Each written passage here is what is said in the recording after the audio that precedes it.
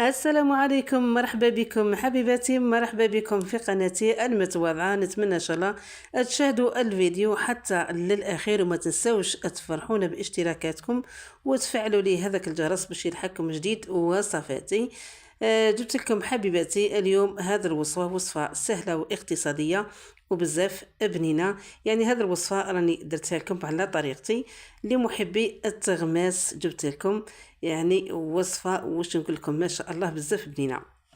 يعني هذا الوصفة جربوها على هذا الطريقة. يعني احنا كنا وقت كنا نديرو جواز بالبطاطا، دوكا بدلنا ولينا نديروها بهذا الطريقة. صدقوني البنات ديروها بهذا الشكل، راح تجيكم بزاف بنينة وبزاف هايلة وتجيكم عاقدة ما شاء الله البنة تاعها ولا اروع. غير تبعوا برك الطريقة واكيد تعجبكم النتيجة. راح ندخلوا في الوصفة وطريقة التحضير. راح نبداو بالصلاة والسلام على رسول الله عليه أفضل الصلاة والسلام. شوفوا البنات، أنا كانت عندي ربع حبيبات نتاع البطاطا، كنت قشرتهم ونظفتهم وقصيتهم كما راكم تشوفوا دي رونديل بهذه الطريقة، يكونوا شوية خشان ما يكونوش رقاق. في هذا الكوكوطة حطيت كمية مليحة نتاع الزيت، وحطيت هذيك البطاطا كمية نتاع البصل، وهادو زوج قرنونات تاع الفلفل، يعني هادو راهم حارين. حبيتها تجيني حاره ما تجينيش صامته، لانه هذه الوصفات نتاع التغماس يليقوا يجيو حارين خير من كي يجيو يعني ماهمش حارين يجيو شويه صامتين. انا فضلت اني ندير هذا الفلفل الحار كما راكم تشوفوا البنات. هنايا التوابل درت غير الفلفل الاسود، ودرت الحمار اللحلو، ودرت كميه تاع الكمون. يعني هذا الكمون في هذا الوصفه راح يجيكم بزاف بنين. كما راكم تشوفوا البنات درت كميه تاع الملح، ودرت كميه تاع المطارد، ودرت يعني مغيرفه صغيره نتاع الهريسه. راح نخلط كامل الخليط مع بعضهم، وزدت هنا البنات كميه مليحه تاع الكزبر او الدبشه. نخلط كامل الخليط كما راكم تشوفوا، وراح نحط الكوكوطه تاعي على النار تتقلى.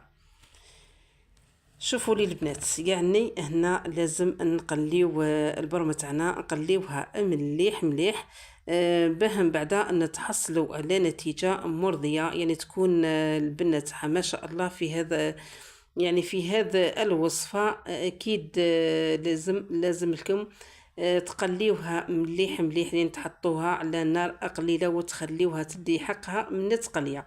هنايا البنات كنت مسخنه يعني كميه تاع الماء، يعني مش مغليتها غير سخونه برك. كنت مشعلت لها غير الكانون هذاك الصغير اللي يطيب عليه القهوه، وخليتها قدامي سخن هذاك الماء. هنا البنات فرغت كميه تاع الماء. هنا الماء ما تكثروش البنات كما راكم تشوفوا، قيس ما تتغطى هذيك البطاطا برك تحبسوا. تخليو الكوكوطه تاعكم حتى يغلي، يعني تبدا تغلي ونغلقوا عليها، ورايحين نقصوا للكانون تاعنا. رايحين نخليوه غير شمعه، يعني قليل النار، نخليوها قليله ونغلقوا عليها ونديروا صفاره تاع الكوكوطه ونخليوها طيب في غرضها. يعني مش راح تدي الوقت بزاف، يعني قيس نص ساعه طيب على النار قليله قليله واش نقول لكم، ونخليوها حتى الطيب معنا. من بعد ما طابت معنا كما راكم تشوفوا البنات، زدت ضفت لها كميه تاع فرماج رابي، يعني رابيت عليها كميه تاع فرماج رابي. واللي ما عندهاش فرماج رابي دير عليها تكسر عليها حبيبات نتاع البيض، رايحين يعطيو لكم ثاني نفس البنه. ودرت كميه تاع الكزبر، وهذه هي الوصفه تاعنا كانت واجده وكانت حاضره معنا البنه تاعها ما شاء الله بزاف بزاف بنينه.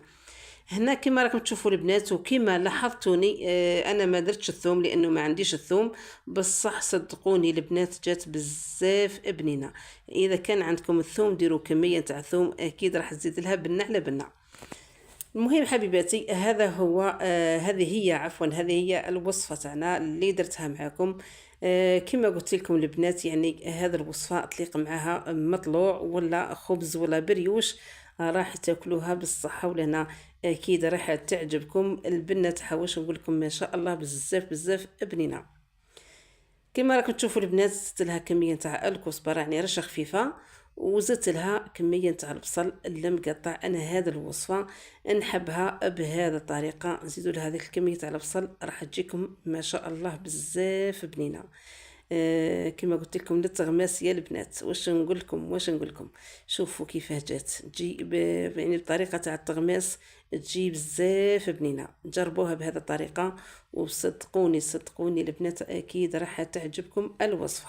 نقول لكم حبيباتي فرجه ممتعه، والى الملتقى مع وصفات